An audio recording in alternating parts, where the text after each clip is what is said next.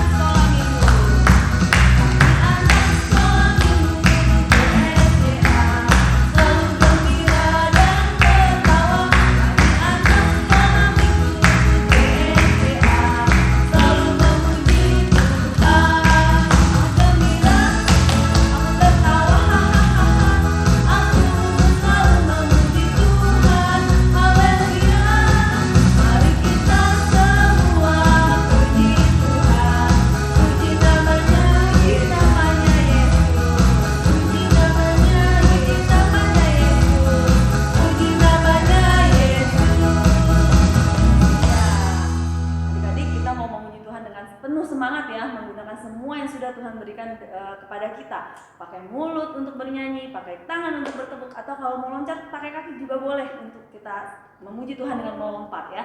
Oke, kita naikkan pujian 1, itulah jumlah hidung dan tubuh.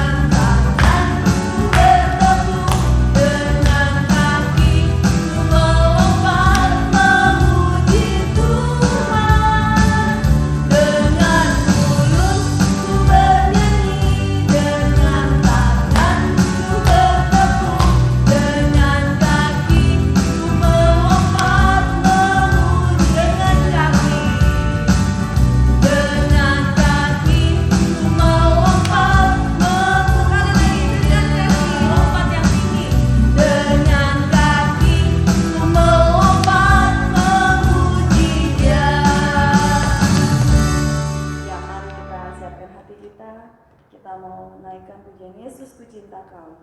Kita katakan dengan sungguh-sungguh bahwa Tuhanlah yang layak kita tinggikan. Hanya Yesus yang kita cinta, Tuhan Yesus yang kita kasihi, dan kita mau tinggikan namanya senantiasa.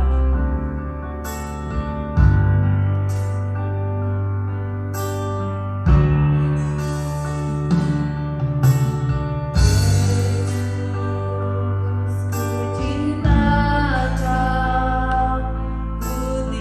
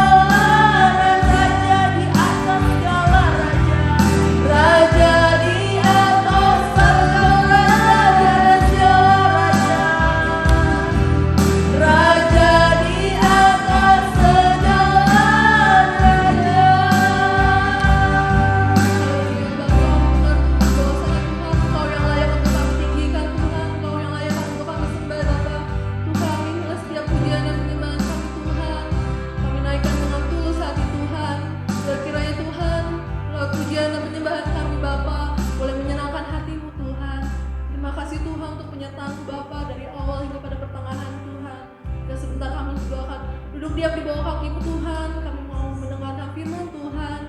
Kami mau mendengar didikan-Mu Tuhan. Kiranya Tuhan yang membuka setiap hati kami, membuka setiap telinga kami Tuhan, untuk kami boleh mendengar setiap firman Tuhan.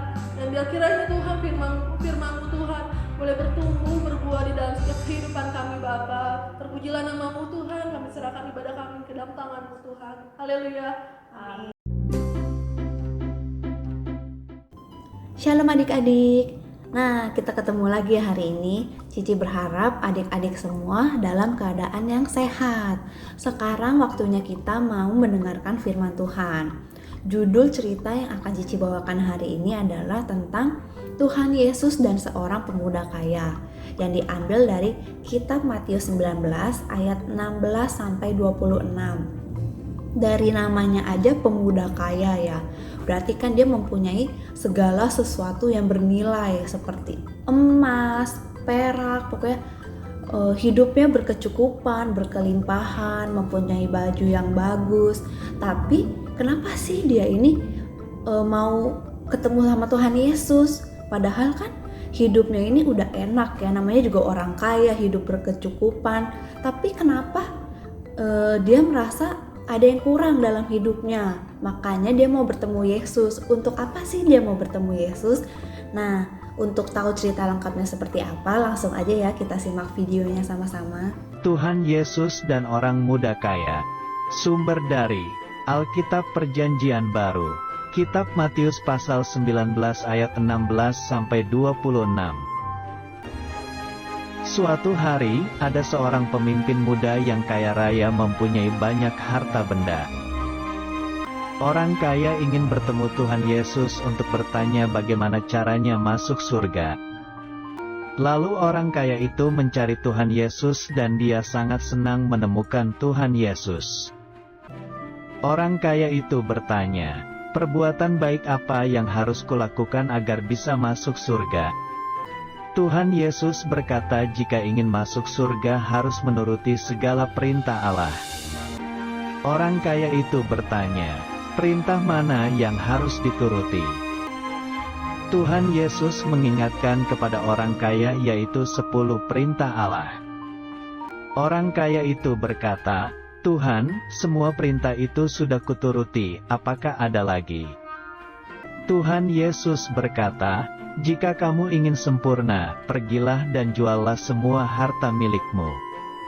Lalu berikan hartamu kepada orang miskin, setelah itu datanglah kemari dan ikutlah aku.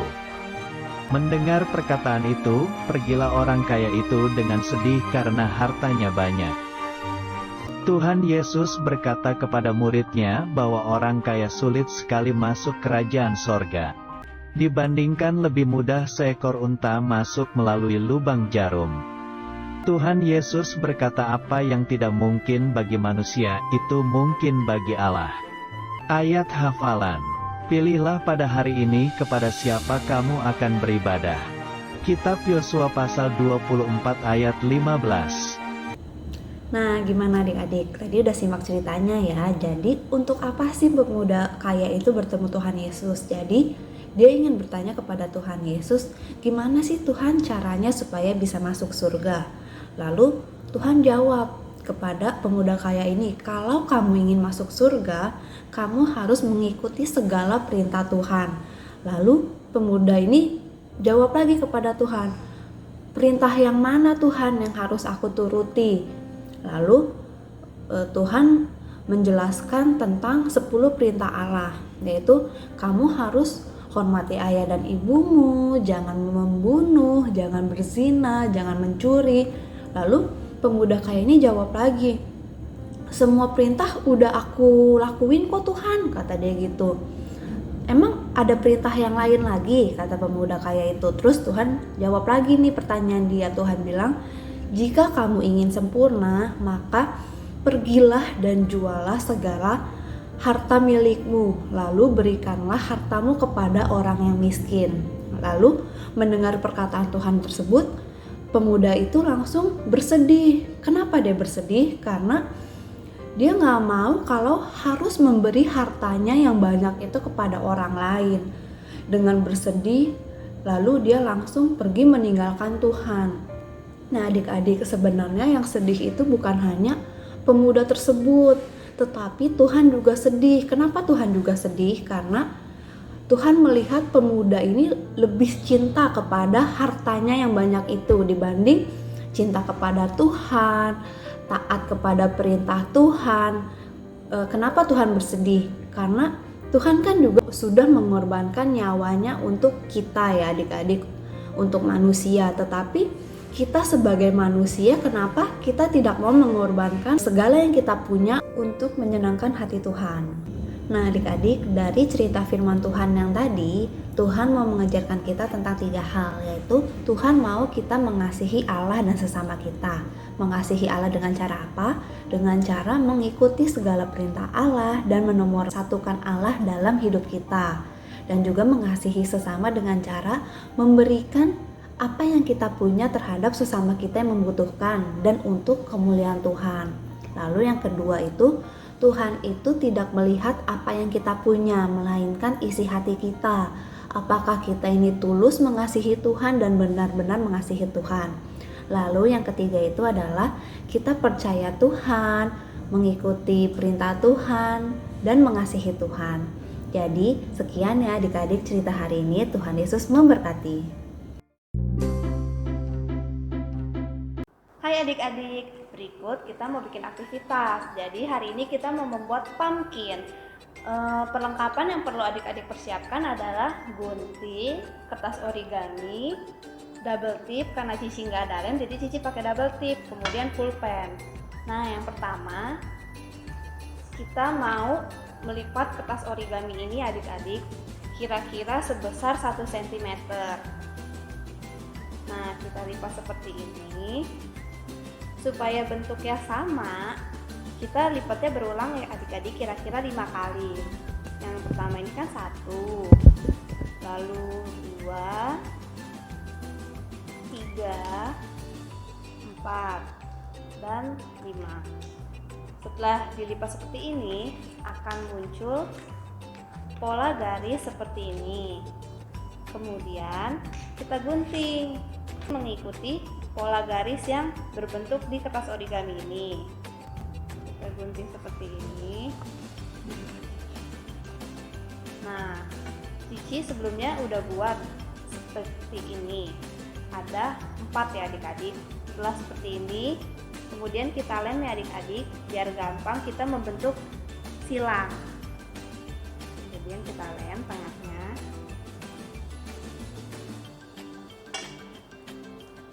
Kita tempelnya di bagian tengah ya. Satu lagi. Sesudah itu kita buka lemnya. Nah kemudian kita tempelkan.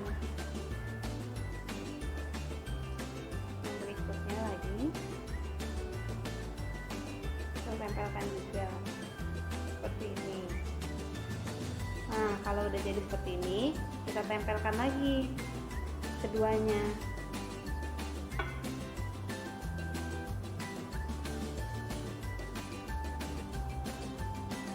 Kita gabungkan seperti ini.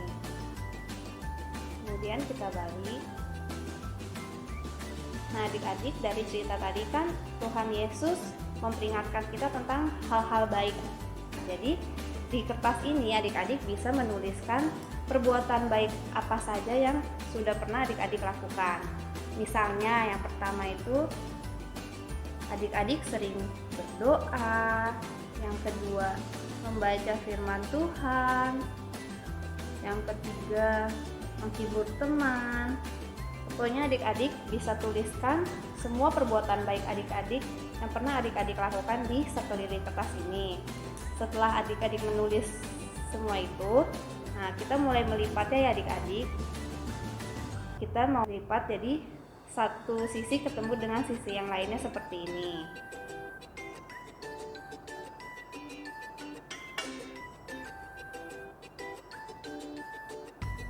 Lalu selanjutnya kita lem lagi adik-adik, satu sisi ketemu dengan sisi yang lainnya.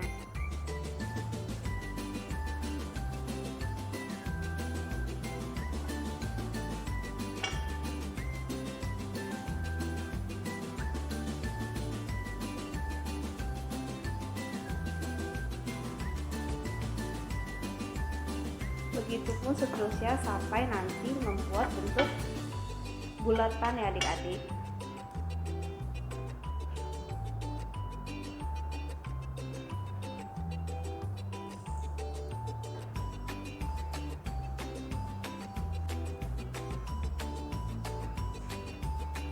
Kemudian jadi seperti ini adik-adik, berbentuk bulatan. Karena kita mau buat pumpkin, jadi kita harus menambahkan batangnya ya adik-adik. Karena Cici nggak punya origami warna coklat, jadi Cici menggunakan origami warna hitam. Kemudian kita potong saja sedikit. Kemudian kita tempelkan ya nanti di atas bagian pumpkin tersebut.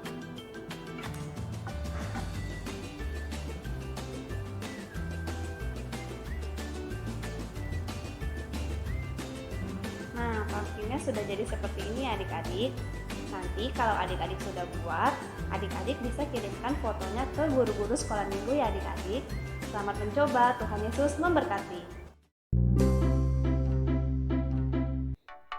Adik-adik, inilah pemenang aktivitas ibadah online 9 Januari. Ada Jaden dari kelas Pratama, Grace dari kelas Pratama, Cheryl dari kelas Pratama, Rio dari kelas Madia, Mei dari kelas Pratama, Fang dari kelas Madia, dan Ping dari kelas Pratama. Selamat ya adik-adik, tetap rajin beribadah dan kerjakan